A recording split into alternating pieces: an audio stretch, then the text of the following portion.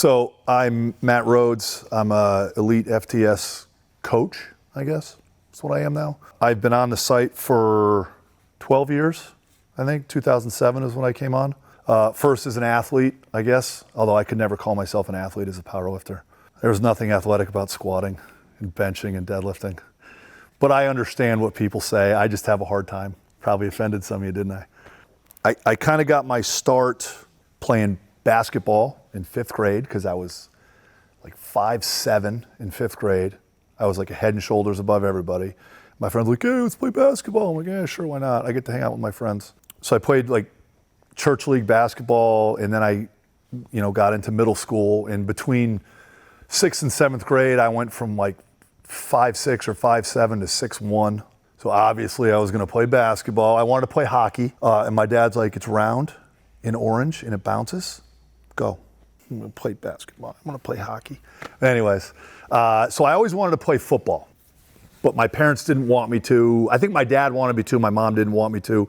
So I have Marfan syndrome. Very simply, it's a connective tissue disorder. My doctors found it when I was 5 in my eyes. It's why I had heart surgery a couple years ago. But anyway, so I went through and I got into athletics fairly young. My dad was a big exercise nut. He opened a gym. He was an attorney, but he did a lot of stuff on the side. He opened a gym called the Body Loft in Westfield, Massachusetts. I remember being in places like this place here as an 8 or 9-year-old, just looking at what I thought were the big guys back then. They really probably weren't, but just seeing, and I was always fascinated by it. And I was a skinny kid, and so I kind of got a little fascinated with weightlifting, but I was more into sport. And as I went into middle school, I tried to make a deal with my parents to play football. I wanted to be a punter. I figured I could do that and not get hurt. High school wouldn't let me play, so I said, I'll play soccer, I'll play football when I'm a freshman and all that stuff. And that's what I ended up doing. I played football, basketball, and lacrosse in high school. So I went off to University of Massachusetts at Amherst, and I played lacrosse for 2 years. My sister had gone to University of Arizona as a freshman when I was a sophomore. I went to visit her, fell in love with the campus. It was just such a comfortable place for me to be. And I was like, you know what, I'm gonna transfer. If I get in, I'll go. If I don't, I got 2 more years at UMass, I'll get my degree and move on. So I transferred out to Arizona, immediately decided that I was gonna play football. I had long snapped, among other things in high school, I had long snapped. And I'm like, I can do that. It's not that hard. You look between your legs, throw the ball at the guy. And I ended up making the team.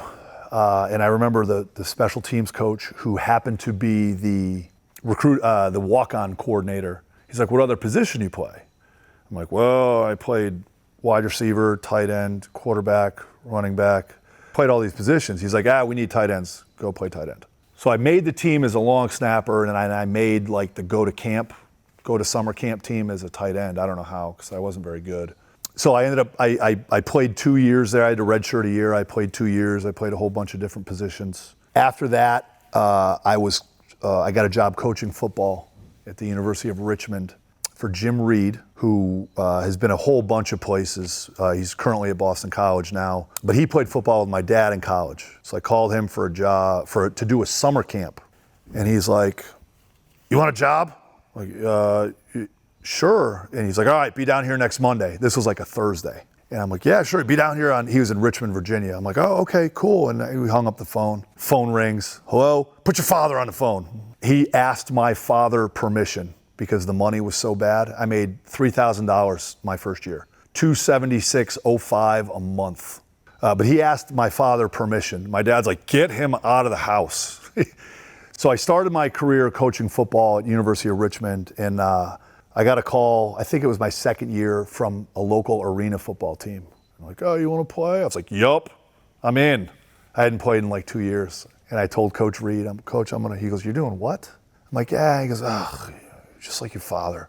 So I went and did that, had a massive neck injury that almost required cervical fusion surgery. And I was kind of like, all right, it's time to hang up this stupid dream. It's not going to happen. He gave me my job back. And during my rehab is when I really got into lifting weights. I did it a little bit in high school. I did it in college, obviously. And I decided I wanted to be a strength and conditioning coach, all that stuff. So I got in touch with a whole bunch of coaches, but Buddy Morris, when he was at Pitt, said, yeah, come on out. He didn't care. He just I get some young kid that wants to be an intern, great. So I did that for a semester, and I realized at like 27 years old, I think I was, I had no money. I had nothing. I'm like, I gotta get a job. So I bounced around doing stupid stuff, and I ended up getting a job, personal training, down in the Greenwich, Connecticut area. There's a lot of money down there. As a personal trainer, I didn't really love it, but it was a chance to be in a weight room. It was a chance to, wear shorts and a t-shirt to work. In my head, it was a chance to not have a real job and still make some good money.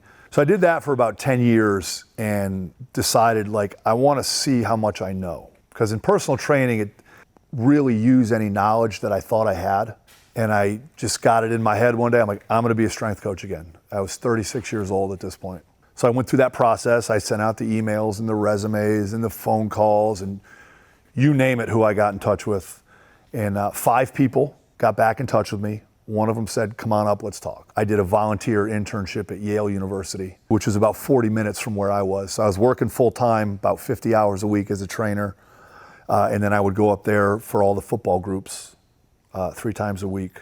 The assistant at Yale played football in college with the head coach at Albany. So I got my first job at University of Albany in upstate New York. One of our softball players at Albany did an internship, a summer internship at Rhode Island. When a job opened there, she told the head coach, hire this guy. That's how I got my job at Rhode Island. The assistant at Yale in that time had become the head coach at Morehead State, where I am now. He got another job. He recommended me to the athletic director. That's how I got the job there. So that's how I moved up the ladder. Like the spring of 2012, I was a volunteer intern. In the late spring, early summer of 2014, I was the head coach. I had a very lucky ride, knowing the right people at the right time, being able to interview properly. People I knew got my foot in the door, and then I got myself through the door. I don't think it's that big a deal. I've had some people say, oh, it's crazy. I figured out what I wanted to do, and I just did what I had to do. And I think that's kind of what's gotten me through kind of to where I am now. This is what I want to do. I'm going to do it. And, maybe somewhere down the road, I'll have another epiphany and be like, I'm going to go, be a bullfighter in Mexico or something like that. And I'll go do it. I'll just make a decision and go do it. But that's kind of how I ended up, where I am kind of professionally. From an EliteFTS standpoint, I definitely got this position because I knew Jim and Dave. Early 2007, you had to sign up and fill out a form or whatever, and then the applicants had to go through an outside source and kind of get vetted. And then I think they let 50 people through. I ended up making it through the 50 or whatever it was. I can't remember how many people it was. I made it through, and then Jim and Dave were like, yeah, once you made it through that, you were in. None of the other stuff mattered, which I kind of knew. I don't care how I got that's how I got every job I've had. I knew someone, got my foot in the door, and then it's up to me to stay and stick it out. And that's kind of how I've stuck it out. Early on, I was a power lifter, I guess an athlete. And then when I beat my body up so badly, right about the same time I think I got into coaching is when I believe kind of this company started making a turn more towards every aspect of strength and conditioning or weightlifting or fitness or whatever you want to call it. It wasn't so focused. So again, I feel very lucky because I as Dave saw his company becoming more global or whatever you want to call it, I was changing what I was doing, and my change fit into what he was looking for. So it seemed like kind of, I guess, a natural transition to move me from athlete to coach. So again, I don't think I did anything very special. I was lucky. Things worked out the right way. I didn't piss Dave off enough for him to get rid of me. And every now and then I probably have a pearl of wisdom in my log that they're like, we'll keep him around for another year and see. He doesn't ask for much, so we'll keep him around.